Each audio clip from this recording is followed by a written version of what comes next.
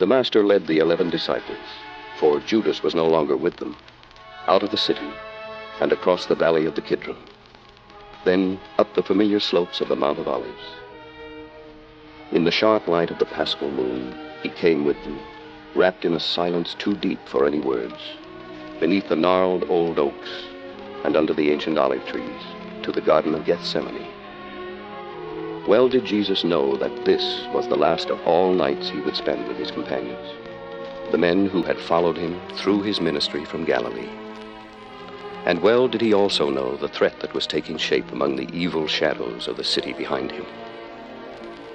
He came into Gethsemane as one man holding in his hand the welfare of the world, a young man chosen by his Father to face and overcome the world's blind hate and prove forevermore the love of God for all his children. For some moments, the magnitude of this mission brought upon him all the torment of the flesh in which he had borne himself with such nobility. Then, taking with him James and John, he walked some little distance away from the other disciples, and as a man yearning for understanding from his friends, he said to these two also, "My soul is exceeding sorrowful, even unto death. Tarry ye here and watch with me." St. Matthew tells us that he went a little further and fell on his face, praying. O my Father, if it be possible, let this cup pass from me. Nevertheless, not as I will, but as thou wilt. How long he stayed there, wrapped in the pity and glory of his simple prayer, we do not know. But the unheard voices still afflicted him, and he came again to the disciples, finding them asleep. Quietly, he walked to the side of the prostrate Peter and spoke to him. "Simon, sleepest thou? Couldst thou not watch 1 hour? Watch ye, lest ye enter into temptation. The spirit truly is ready, but the flesh is weak." Peter did not wake, nor did the others. So the Master went away again, and in the moonlight of Gethsemane, he prayed yet again, saying, "O my Father, if this cup may not pass from me except I drink it, thy will be done."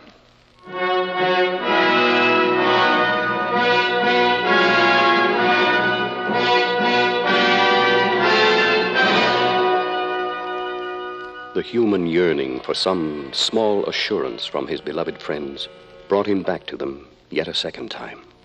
But still they slept. And back he went again, some distance from them, more alone now than he had ever been. And in the words of St. Luke, being in an agony, he prayed more earnestly, and his sweat was, as it were, great drops of blood falling down to the ground. Thy will be done. The battle had been fought now, and the victory won. He came again to his disciples, and he said unto them, Sleep on now, and take your rest. Behold, the hour is at hand, and the Son of Man is betrayed into the hands of sinners. Indeed, the traitor was at hand. As St. John has it, Judas then, having received a band of men and officers from the chief priests and the Pharisees, cometh thither with lanterns and torches and weapons. Despite the moonlight, I scarce can tell one from another in yon group beneath the trees. But this man can. He knoweth well his master, even in the night. Dost thou not, Judas? Whomsoever I shall kiss, that same is he. Hold him fast. That indeed we will. Watch me. Hail, master! Friend, Wherefore art thou come?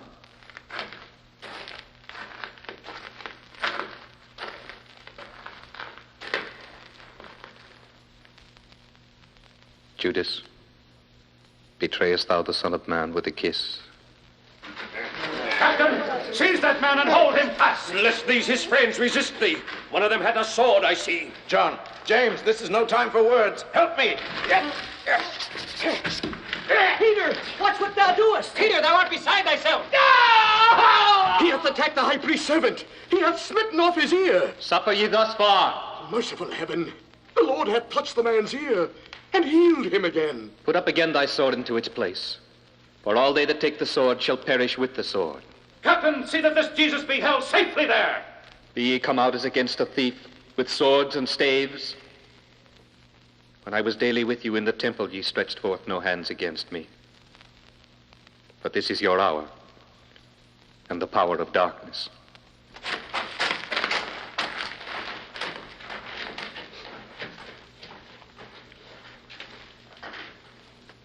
And what of the disciples? With the brevity of shame, St. Mark informs us that they all forsook him and fled. All, that is, save Simon Peter, who followed him afar off.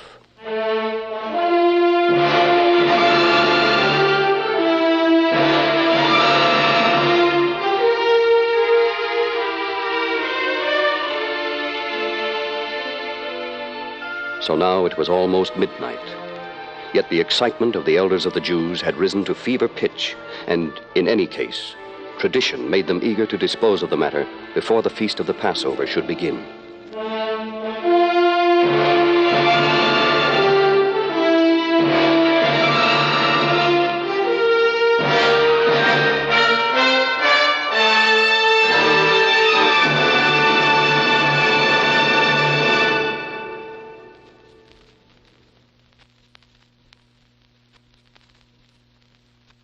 On the orders of the Jews, the soldiers led the master to the palace of Caiaphas, the high priest.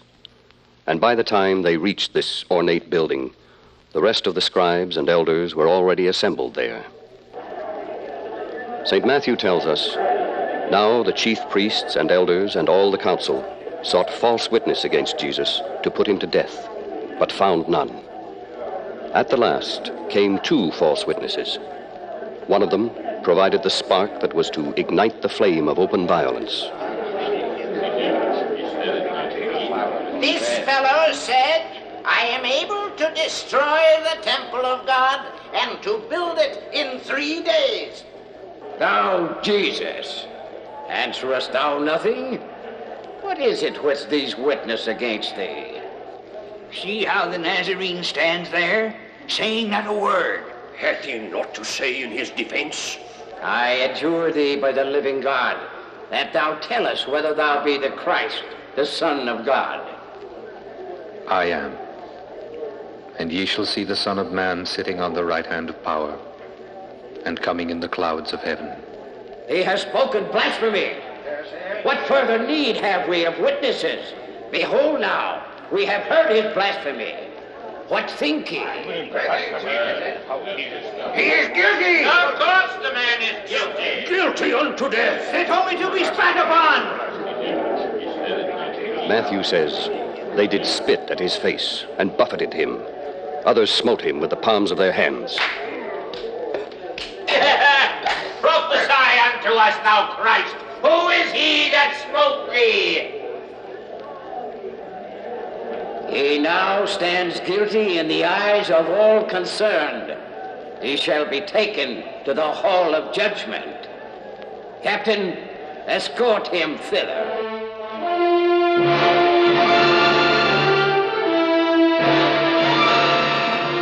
The council of the Sanhedrin waited now for the hour in which they could themselves go to the praetorium, where Pontius Pilate, the procurator, would give judgment. Jesus, his wrists chained and a leading cord about his neck, was taken there before them to be kept under close guard until the Jewish counselors should follow to accuse him. Into the outer courtyard of the palace, Peter had timidly come at last, there to wait the outcome of the mounting tragedy.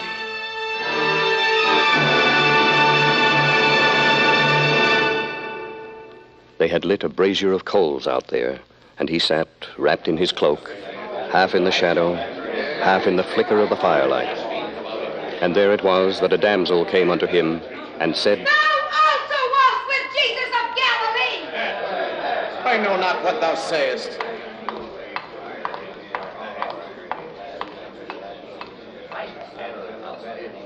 He left the warmth of the fireside and strode in bitterness out onto the porch again. And there, another maid approached him. This fellow was also with Jesus of Nazareth. I do not know the man. And after a while, St. Matthew tells us, came unto him they that stood by, and said unto him, Surely thou also art one of them, for thy speech betrayeth thee. Oh, God in heaven. I know not the man.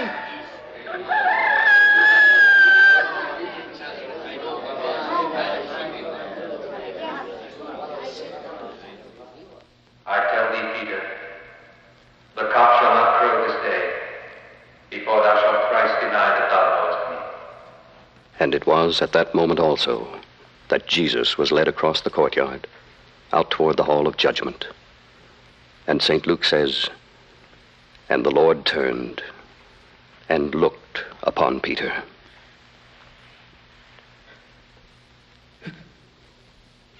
Oh, Lord.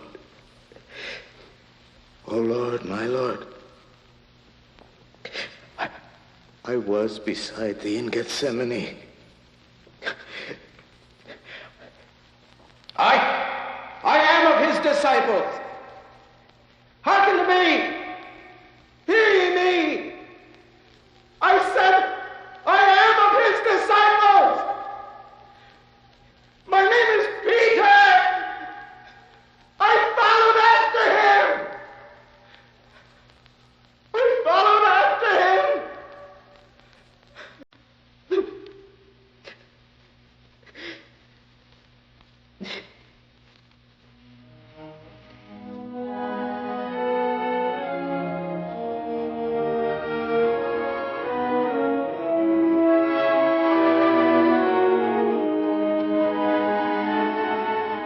The black hours of that night stretched on. Jesus himself was soon within the hall of judgment. But the elders of the Jews were still in the palace of Caiaphas, waiting for the hour when they themselves could go to the praetorium and make their accusations against Jesus before Pontius Pilate. And as they waited there in that unholy council chamber, yet another tragedy was thrust upon them. Just as the gray light of the early morning broke upon them, the shrouded figure of a man came there before them. What this man, this soul-tortured Judas Iscariot, had done, or where he had been since that earlier hour in the Garden of Gethsemane, we do not know. But as his master suffered shame on shame and infamy on infamy, he had begun to glimpse, at last, the vastness of the crime to which his hate and greed had led him. It was too late now, and Judas knew it, to turn back the tide of history.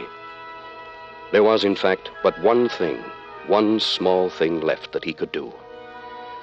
And coming again before Caiaphas and those selfsame elders of the Jews, he did it. With him, he brought the money they had paid him, the 30 pieces of silver. Wait there. Be placed before them. Let me pass through to speak to the council. To the high priest.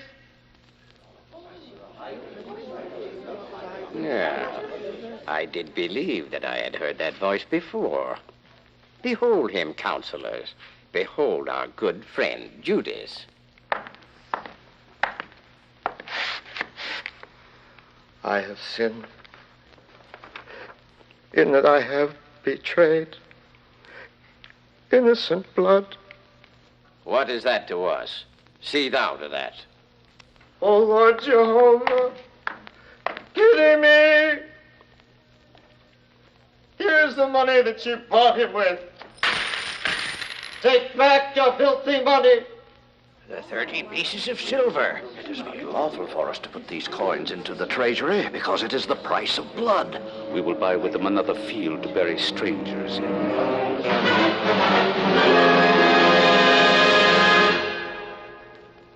So Judas departed, and early on the morning of the day of crucifixion, he hanged himself.